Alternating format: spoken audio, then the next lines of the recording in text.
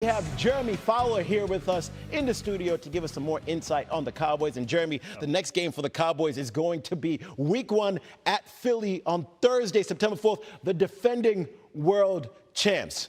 Now, what's the team saying about the possibility of having Micah Parsons play in that game? They're trying to stay optimistic. Despite all the posturing, all the game playing with Jerry Jones and the Cowboys, Dallas still feels like Micah Parsons is getting himself ready to play Week 1 and that there's still a chance that they can find a long-term deal and extension somewhere despite the lack of real substantial contract talks. They believe that closer to 10 to 12 days in, they can figure something out. One source equated to Nick Bosa a couple years ago with San Francisco. He signed like 4 days before Week 1 kickoff. They got a deal done. Sometimes these things are ugly. They take turns. Now, meanwhile, Dallas has gotten multiple inquiries from teams on a potential Micah Parsons trade. There is definitely interest. They're not really entertaining it, though. They want Micah Parsons in uniform. Does he want to be in uniform is a big question. Well, he was taking a nap on the sideline last night, so Nachos, yeah. Just pay the man already. All right, so we have also had a trade within the conference. Brian Robinson, I mean, he has been with Washington for a minute now, been that guy over there, but now he's heading over to San Francisco. So why was that trade put together? Well, for San Fran, it was pretty easy. They were decimated by injuries in their backfield behind Christian McCaffrey. So they just wanted depth. They wanted a strong goal line, short yardage back who can get you some touchdowns. So B-Rob walks in there in a good situation. They paid a little bit of his $3 million salary, but Washington covered some of it. Win-win for San Fran. And for Washington, this crystallizes their backfield. They really like the rookie Bill Krosky-Merritt. When you talk to people over there about their offense, he comes up early and often in conversations. Austin Eckler's your third down back. They have some depth behind him that they like. So it's going to be a by-committee approach. They realized that Robinson wasn't in those plans. So they made a quick move and got a 6th-round pick out of it. I also think it's fascinating how Brian Robinson Jr. is on that team, the same that Pearson, but he was on that team as well. Yeah. Okay, so final preseason games are today. What is the Browns' plan at the quarterback position against the Rams with them opening against Cincy? Yeah, so they're close to finalizing their plans in the quarterback room. They could keep 4 quarterbacks, but today could be a determining factor depending on how it goes with the rookies. Joe Flacco will get some reps. They're thinking 20 to 25 reps for the starters in the 3rd preseason game. And then you go to Dylan Gabriel, who'll get the 2nd crack at it, the rookie 3rd-round pick. And then you got Shedeur Sanders. He will get some run. Kenny Pickett still hurt, so he's somewhere in this equation, but he's been banged up for really the last month. So the question is, do the Browns carry him on the roster? Did they maybe put him on short-term IR, give him 4 weeks to start the season? But the feeling right now is they like how Gabriel and Sanders are developing. I don't expect them to trade either one. They're going to roll through the weekend, see what these guys can do. They like what they're doing. All right, Jeremy, appreciate your insight, brother. p.m. Eastern tomorrow afternoon. Much of the conversation in L.A. has stemmed around the health of Matthew Stafford as he works through an aggravated disc. But there's plenty of quarterback conversations happening in Cleveland with one of the more interesting rookie classes. Both teams unbeaten in the preseason. Someone's got to lose as we take a look at this matchup. And for more on the final weeks of the preseason, we welcome back our NFL writer John Breach and our NFL veteran D lineman Lige Douzable to the program. Guys, good to see you both. Let's start with Joe Flacco and the Browns because we're going to get a good look at what this team will look like in Week 1. The starters are going to get some playing time here in the finale. Lige, I'll come to you first here. How buttoned up are you expecting the Browns to look tonight or tomorrow? Yeah, I'm excited for the starters to play. They haven't played. Joe Flacco and the frontline starters haven't played. And Haley, it's always interesting to see the philosophy of different coaches, right? Kevin Stefanski feels like he wants to put his starters out there 2 weeks before the season to really rev them up to get ready for that opener. So when I look at the starters, I want to see a clean operation and also get your playmakers involved early. David Njoku, Jerry Jeudy, those are the guys I want to see get involved early for this offense. We haven't seen Joe Flacco the entirety of the preseason, but this will be his opportunity to build that camaraderie, not only with the offensive line, but the playmakers on the outside as well. Yeah, absolutely agree with Leger here. This is exactly what you want to do with your Kevin Stefanski. And look, the coaching philosophy around the NFL is completely different with every coach when it comes to preseason. Some coaches like to play their players, some don't. In this situation, it absolutely makes sense because you have Joe Flacco, as Leger noted, has not played in the preseason so far. This gives them a chance to make sure their operation's in sync. You got to do the huddles. You got to get the plays in from the sideline. There's a lot that goes on besides actually handing off the football and throwing the football if you're Joe Flacco. Now, yes, Joe Flacco is 40 years old, and everyone in Cleveland is probably going to be holding their breath every time he drops back to throw the ball. But the other good news here for the Browns is that They're playing the Rams. And if there is one coach who always keeps his starters on the sideline of the preseason, it is Sean McVay. So this is kind of the perfect warm-up game. You're probably going to be playing the Rams' second-team defense, third-team defense. So this is where, if you're the Browns, you go out there, Joe Flacco, play one or two good possessions, end the preseason on a high note, and get ready for week 1 against the Bengals. Of course, everyone remembers 2023, Joe Flacco, over 1,600 passing yards, 13 passing touchdowns, had 5 starts in a crazy year for Cleveland. We'll see what 2025 looks like. If we continue, though, the quarterback conversation in Cleveland, guys, we know the pecking order is going to be Flacco, and then we get Dillon Gabriel and Shedeur coming into the game third. John, are we reading into any tea leaves here too much, or is this just another opportunity to separate the competitors from the entertainers? Well, who knew we would be talking about a competition between the 3rd quarterback on the depth chart and the 4th quarterback on the depth chart? But this is high drama in Cleveland right now.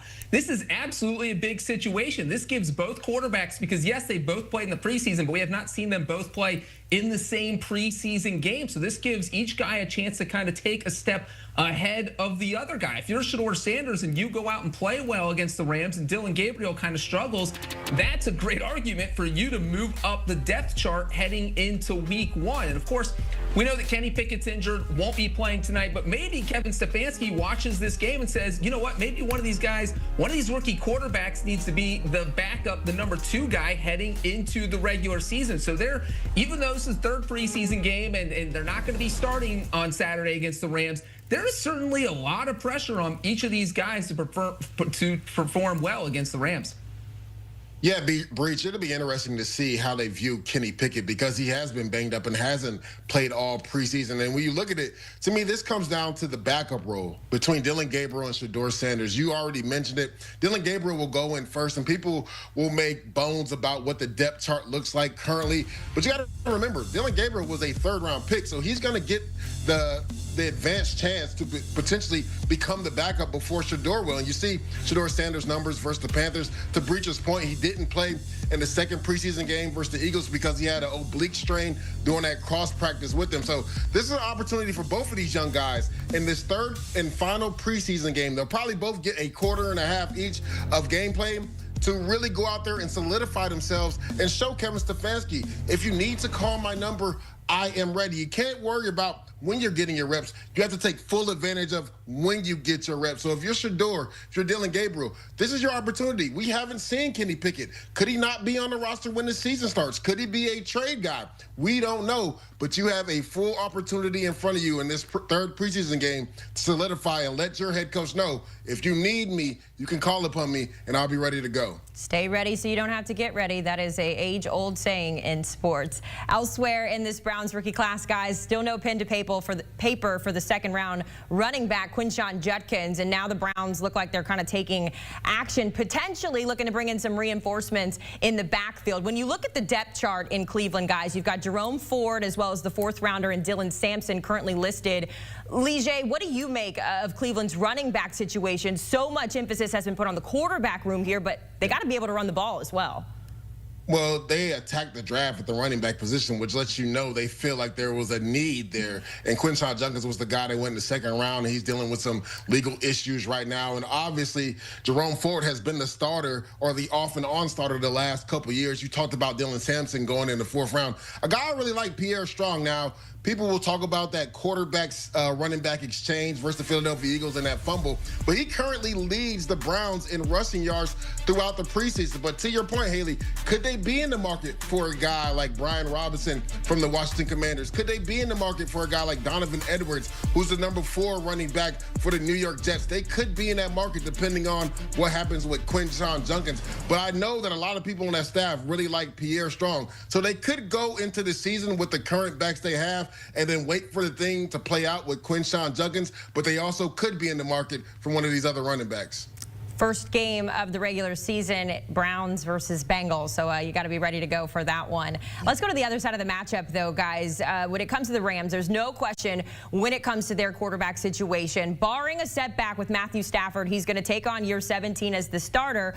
We know we haven't seen much of him this preseason, but Sean McVay has assured us that he feels good about Stafford going forward.